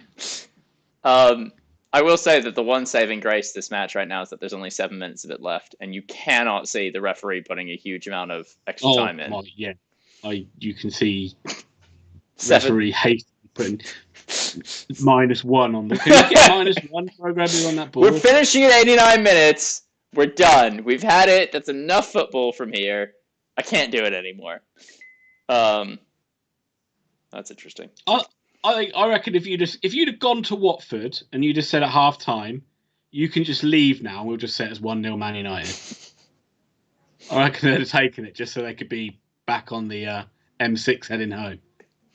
Jonathan Herath has made the executive decision to pull for Chorley. Okay. And he also says that it's less about Wickham scoring goals and more about how poor he is for the lack of Superchats. Let's not go on about that. Let's say, so you want Chorley. So obviously that's like a good opportunity for Wickham to get to round 5 of the cup. Yeah. Do you not think a good cup run will scupper any opportunity of staying up? I think he knows that they're not staying up. You don't know that, Tom. They're not. They're still in with a chance. Like a really more than a decent chance. Yeah, but it's a very small chance. What do you mean it's a small chance? I mean, they haven't played good football. They've been hard to break down, but they're not scoring a large amount of goals. What do you expect? They are literally doing better than most people would have expected, I would have thought. Aren't they bottom of the table? Are you checking this? Because I'm pretty sure they're bottom of the table. I'm checking this right now. Where are they in the table? I'm pretty sure they're bottom. They're like bottom of the table, and they're like 4 points away. Like, I would say a lot of people would have probably thought that they would be a hell of a lot further away than that. Well, I don't know. I don't think a lot of people would have had them bottom of the table with Sheffield Wednesday starting on -12. Yeah, but Sheffield Wednesday are out of the bottom four, are out of the bottom 3, so they've had a better season than most teams. Yeah, which is a surprise. Like, yeah, that doesn't mean Wickham have been terrible. I'm not saying they've been terrible, but they've not been good enough to stay up. They're not playing any sort of football to stay up. They're literally hoping in every match they can draw 0-0 and nick a goal, maybe. That's like every game has been the same game plan. They're playing it like it's League One. The only problem is it's the Championship, and there's a lot of really good teams. I'm like, Wickham did fantastically to get promoted, and they. I just think you're being really harsh. I just think they're not like cut adrift at the bottom. They're still in with a fighting chance, and they're if at the very least they're competitive in the majority of games they play. And who's to say? Last season there were sides like Barnsley and Luton that looked cut adrift, and they pulled it around. Barnsley in a promotion place now, aren't they? They've just dropped out of it. They're close, though. Herath believes Wickham can survive. He also said apparently Sheffield United got given 6 points, so they were on -12 and they were given 6 because it was reduced. Really? I don't remember that, but it doesn't matter. Huge amount. They probably won 2 games. You get 6 points for that. Oh, is that how football works? Let's see. I need to learn these things. And he says if they play like today, he thinks they can stay up. Where are Preston North End these days? Yes, I would say that is true, but how strong of a Preston North End side travelled down from Deepdale today? Who is Preston North End's greatest striker the last 20 years? David Healy. Who? David Healy. No, the one who played for England and won. We had this conversation before, didn't we? We were talking about this the other week. And I think at this stage, because I said David Healy. I know who you mean as well now. I can't remember. The beauty of the cup is I don't know what can happen and can't decide, says Jonathan. Yeah, fair enough. I don't think Anthony Martial has touched the ball in this match. Like, I honestly don't think he's touched the ball. Watford have got a free kick now. Come on, Watford. I don't really want to sit through extra time, but get a goal. Do it for the boys. Is that a thing, Ian? Feels like it's a thing. Let's do it for the boys. Matic. I don't know. It's a bit I don't harsh. know who this striker is. Who's the striker you're talking about? You know exactly who it is. I can't remember. Nugent. David Nugent. There you go. Played for England, got a goal, I think it was against Australia, and then was never seen quite literally ever again in the world. He never got a goal against Australia. Didn't he? Wasn't he against Australia? Look it up, David. Look it up. Ball in the box. He's beat the first man, and it's right to Dean Henderson.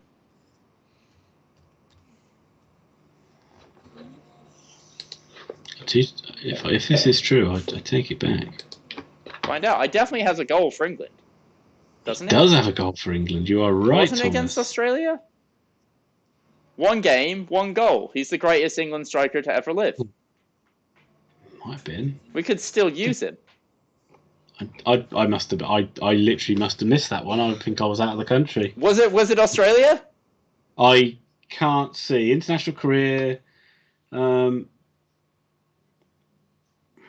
really hopeful that I'm right about this. Also, our chat has become so bad. We're down to 4 people listening to us. Hi, 4 of you. He scored against Andorra. Oh, Andorra. Well, it's like Australia, right? Begins with A. I do remember that now. I'm pretty close. You remember that? How would you remember? Do you know? Do you know why I remember that? No. I remember that because I remember watching that game and England were drawing 0-0, I think, at half time with Andorra. And it was like, and that was an England side that were like. This was back when you could make 11 subs, I think. I'm almost positive this is back when you could make 11 subs. Because England was. No, but it was a 2008 qualifying game. It wasn't a friendly. David Nugent played for England in 2008. It feels like yesterday. I'm thinking of a different game. I don't remember that game. I'm thinking of a game I don't remember that game at all. I'm thinking of another time we beat Andorra 3-0, and then that was under Capello. It was, I think, his first competitive game. Good old Fabio. Yeah, and then the next game we went to Croatia and won 4-1. And I was in the stadium to watch that. I'm a really big fan of the fact that the England national team killed Fabio Capello's career. Like, that was it for him. Never had a big job after that ever again. Quote, unquote, clueless Capello. Clueless Capello. CC, baby. What a great manager. Oh my god, there's 4 minutes of extra time, Ian. 4 minutes. It was awful. How does everyone else feel about that? Because I'm furious. Like, actually furious about the situation.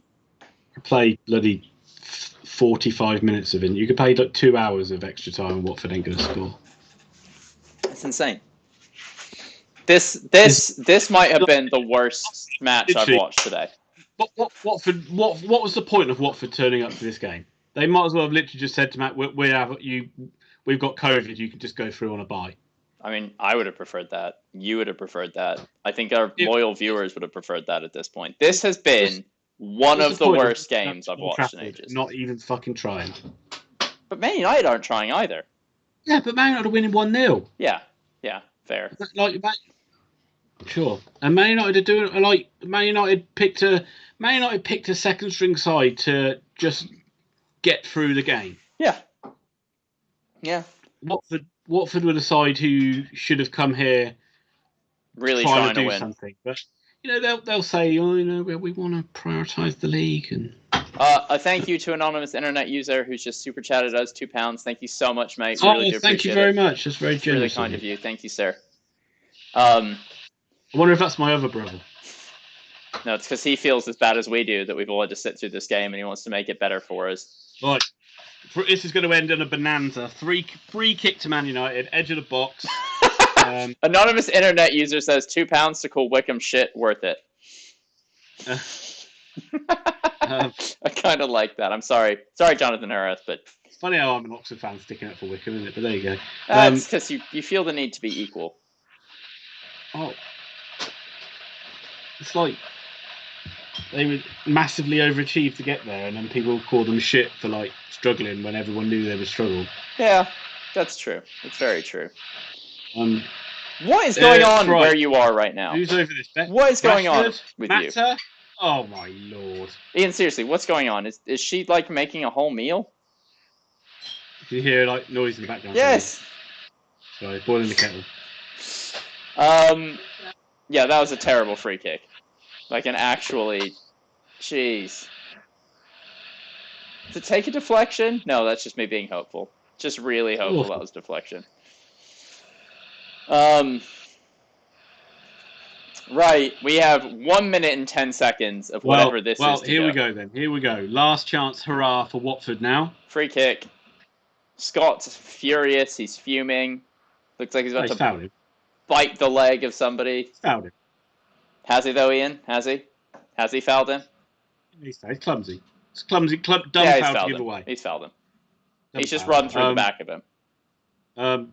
Will Hughes, bit of experience there, but it gives Watford a chance to get a ball in the box. Probably for about the umpteenth time. See if they can get something. Get the keeper up! Are they putting the keeper up or not? Because that'd be fantastic. Oh, for crying out loud! I'm assuming I have nothing good to look forward to in the final 10 seconds of this game. Honestly, how have you not gotten that in the box? It's gone for goal. It's gone for goal. That is awful. You are a fool. My hair's going to go emo style now. That is dreadful. What, my hair? Yeah. Your hair, though, is still better than the free kick. It's awful. That's it, isn't it? Is that it? It's got to be it. Have you called it? Cool time. No one wants to watch any more of this. Oh, goal kick, and it's just ticked over the 94, so it's got to be it. As we tick this down, I will quickly give us the outro so you guys aren't stuck with us too much longer. Thank you so much for watching. Really do appreciate it. Thank you for the likes. Thank you for all the super chats. Thank you to Anonymous Internet User for calling Wickham shite. Worth it. Thank you for Christina Allen, Robert Allen. Thank you to GRANDSTAND Bettors. Thank you to all of you for liking, commenting, subscribing, being part of this. We will be back next week for an Oxford live stream. Ian, is there anything else I need to say? Possibly on the live stream, but join us as well for a 20-minute rendition of Glory, Glory, Man United. Not happening. We love you all. Have a wonderful evening. Good night.